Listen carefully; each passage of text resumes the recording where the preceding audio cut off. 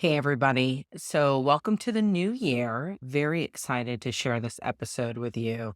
I know a lot of you are you've been thinking about, I know, your new programs, and just want to add some things to think about as you're building. Many of you work on your clinician education programs. And so, in an earlier podcast, I talked about the difference between pedagogy and andragogy as how we approach the education of adults. Something else I wanted to share with you to think about was at what level you're asking your clinicians or really anyone to perform at. You always want to make sure that you construct the activities in the way in which you teach or those learning activities for your audience. You want to make sure that you construct them in a way that matches the level or the abilities that you want them to have at the end of the training. And the reason why I tell you this is that a lot of the programs that I've seen out there work at what we call lower levels of cognition. So when we put up slides of codes or things that you want clinicians to remember to document in their medical records, if they're appropriate and supported, what we're asking oftentimes is to use recall.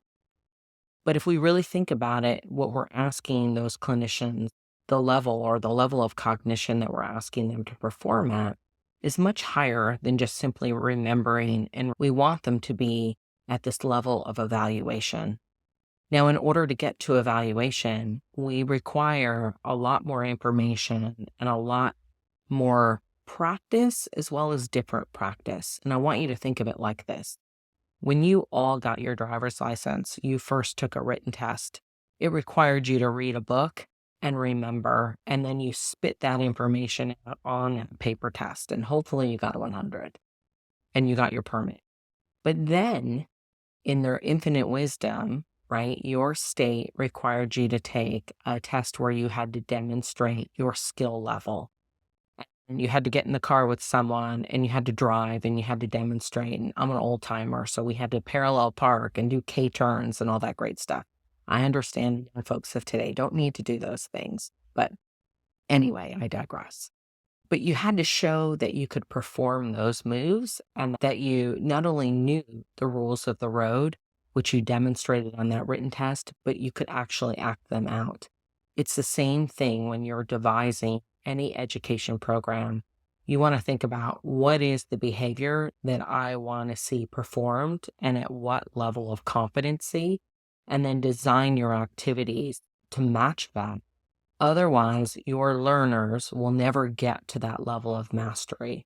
And so when we wonder why, when we give a 3-hour webinar and we flash code after code up in front of our clinicians, that they're not demonstrating that then in their medical records, that's why. And so you need to give them opportunities to practice and to practice at that level, just like you did doing that performance driving test, but give them opportunities to practice. One of the things that I like to do in our education programs is give records or sample charts, or even the charts that the physicians have done themselves. It goes to that element of relevancy that I talked about in our andragogy webinar. But when you look at their records, give it to them, then have them demonstrate appropriate documentation for the patient.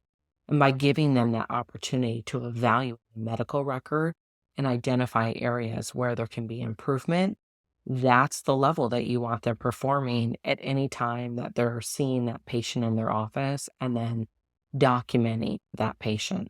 So something to think about. I'm going to post below a link to Bloom's taxonomy that I think is particularly good.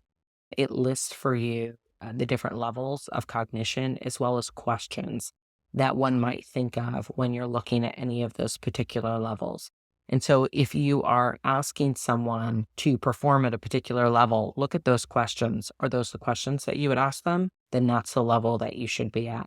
And in my mind, when I think about educating clinicians, you want to be at that evaluation level, not at recall, not at comprehension. It's just too low and it's not going to get you the results that you're looking for. All right. Any questions or want further guidance, just reach out. You can direct message me and happy to talk more.